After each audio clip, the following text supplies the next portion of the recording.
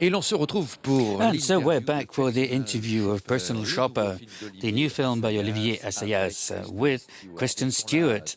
They're both here, the couple from this film, but a director and an actress who I don't know. Anyway, first of all, hi both of you. Hi, Kristen. Welcome back to Cannes since the opening ceremony. Is everything going okay for you? Everything's going well, Kristen? Going okay so far, yeah. Thanks for asking. Merci d'être là. Thank you for coming again in competition with Olivier Assayas. Hello, Olivier. Hello.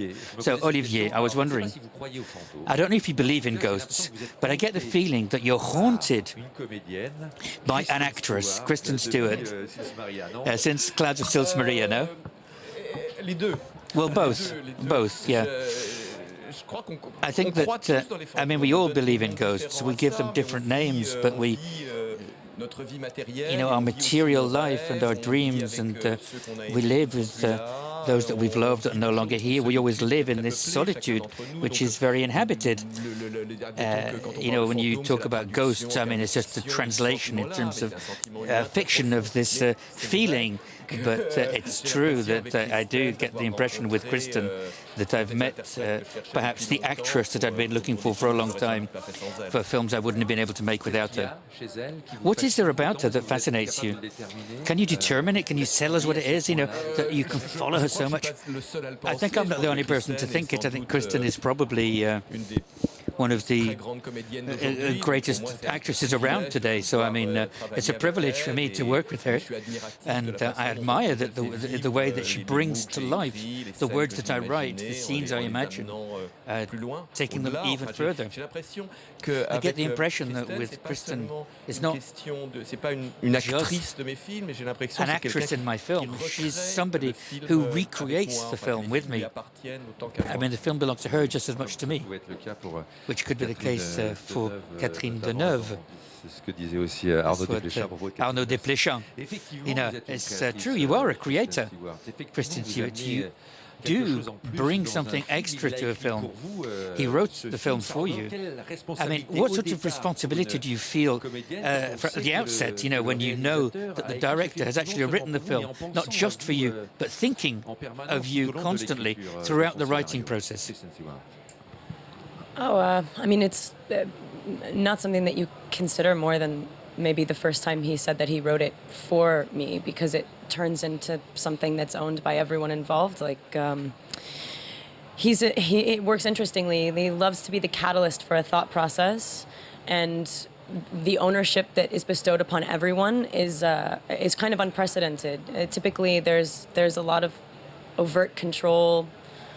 Just by nature of the job, you're directing a film. But in this case, it really feels as though we've all gotten together to think about something that would be necessary if we weren't filming it. And it always lives and breathes. And this is what you want to do as an actor. But I've never been so shocked by the trajectory of an experience as I have been with him.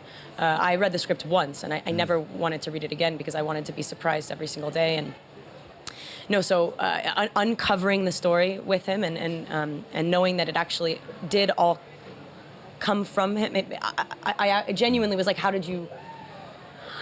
I know him fairly well at this point, and I was really, really surprised by the origins of this story. I was like, where did this come from in you? It was very surprising and really fun. Il vous l'a dit d'où ça venait? And did he tell you where it came from? Did he tell you what inspired him? The ghosts, spiritism, twins. He's scared of birds. He's very afraid of birds. I did learn that. No, honestly, we didn't have. We don't have extensive conversations about what it means to us individually. I think it's an insane ability to be able to communicate something invisible, but something very finite. And I feel it from him. We were always very aware when we were not on point and when we were on a thread that was what put us here. And there was just never a question in terms of choices or when we had accomplished something. When it was done, it was done. And when we hadn't gotten there, we were both like, we haven't achieved this. We haven't felt it. We have not gotten there. Always on the same page. So you chose to make this after Woody Allen's film, Café Society, because you felt that the shoot was going to demand a lot from you. Maybe pain is pain too much, but what do you think? Oh no, honestly, this was one of the most painful, but pleasantly, desirably painful experiences. I knew that if I did the job right, that by the end of the movie that I would be fully expended. And I definitely got there. I fell apart at the end of this movie. I was like way too skinny and exhausted, and just this movie, it's a ghost story on the surface, but really when you get stuck in your own head and your own demons and voices become too surreal to comprehend, and perception of reality is just much too daunting. Those are the questions that keep you up at night. Those are the questions that are stultifying. And for 2 months running around Paris and being freezing and just never feeling quite sure about anything, and the isolation of how lonely that character is was difficult. But at the same time, Olivier always works with the same people, and you could not, this is very cliche to call a group of people that make a movie a family, but as isolated and alone as I felt, I couldn't have been less alone, actually, because I had people. I mean, if I ever fell, I knew that I could, because I would be caught. So you could fall and somebody would be there to catch you. Oh, Olivier says it's beautiful what Kristen Stewart just said. The way that with your whole crew, the way you surround your actors. There's this wonderful sort of fantastical spiritism, ghosts, mourning, and the way you filmed her as well was beautiful. So she's going buying clothes and accessories and trimmings and stuff, and sometimes she puts these clothes on, she crosses the border and she goes over the line, oversteps the boundary, and it's beautiful the way you film when she tries on the clothes. You see her sort of taking her clothes off, redressing. I think that in the film it's this search for identity. She's mourning and she's pulled by the past, but she needs to move forward. So, she's got to accept life to do this, accept sensuality that she's always forbidden herself. And these very, this ambiguous scenes with the relationship to the world she's living in, a very superficial world. There's nothing more materialistic than this job, There's nothing more stupid than going out buying clothes for a star, And there's nothing more alienating. But at the same time, there's something which sparkles, which is human, which is almost childlike. And you get this feeling that there's something of her life, of her future, a form of renaissance, a rebirth that can come through this sensuality. Do you think, Kristen, that she's shameful? The scene when she does overstep the line, when she becomes more feminine. I just think she doesn't recognize herself. As he was saying, finding yourself is it's a lifelong process, and you change a lot. And I think that she seems like half of a person. There's a gaping void that she can't seem to fill. She doesn't.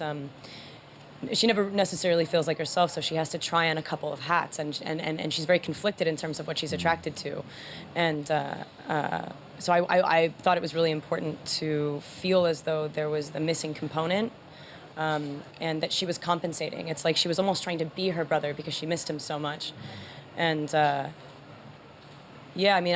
think that there's a lot of self-hatred and a lot of. She's incredibly stifled. She's stuck in her head. That's the thing, is you overthink things, and you can't have normal human sort of visceral experiences because you're not actually in your own body. You're just stuck in your own mind.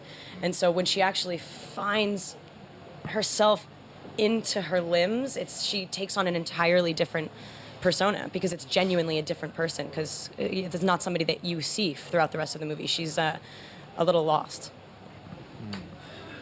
It's very impressive, in fact, the way that là qu'on sent. There, you really feel when we listen to Kristen, and we discover it when we see the film. Were you expecting such total commitment, engagement, involvement? I mean, in this role. Well, with Kristen, we've got a way of communicating which is non-verbal communication. So I think we understand each other intimately without having to use many words.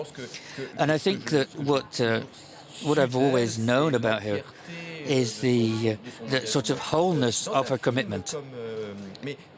And when we were doing Clouds of Sils Maria, it was a sort of a double-headed hydra. You know, it was Juliet and Kristen, and this sort of dynamic between the two. Here,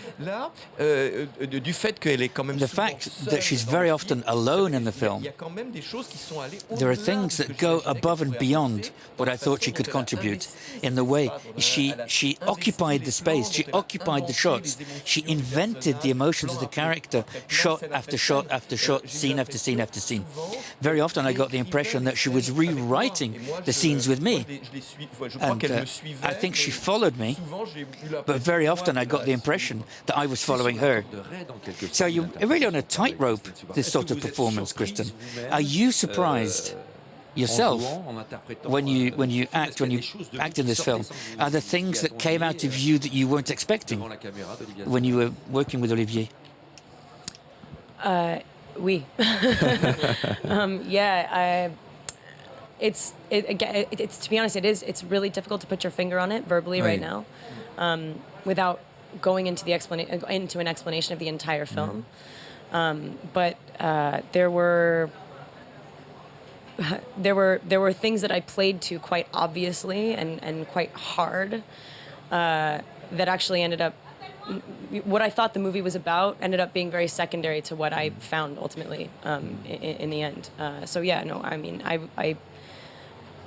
I think the groundwork of no groundwork was really good, because I could fall, like I said, like actually really fall into this and feel like utterly confused most of the time. And so when you actually do get a little foothold on a notion, it's so reviving, you know, because I spend most of this movie really kind of perplexed. And then moments of clarity are just like, I mean, you turn that light on and I would just be like, oh my God, I didn't realize that it's about that. And like so exciting to find it and not have it like delivered to me. Yeah.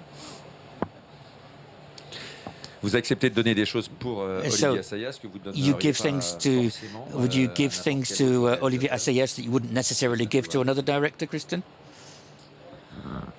Honestly, the whole experience of acting for me is sure, you want to tell like good stories, and you know you're drawn to people for really intrinsic reasons, and you're not really quite sure why all of the time. And when at the end of the day you just sort of like know for sure that you should be doing what you're doing, and it sounds like kind of cheesy. Mais non. But like the bravery that like provides isn't something that I have in the rest of my life.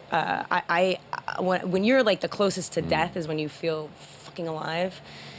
And I've, on this movie especially, like truly, I wouldn't have been able to stoop so low. I wouldn't have been able to let myself like genuinely fall apart unless I knew that it was going to be held together. I would pretty much jump off this roof for him. Yeah. I think it's a matter of trust, and I think it goes both ways. You know, what is so important when you're making a film is that your actors trust you, because you and they trust you because you trust them, because you are on the same wavelength. To me, it's really as simple as that. Très belle histoire de, a beautiful story of trust, an artistic story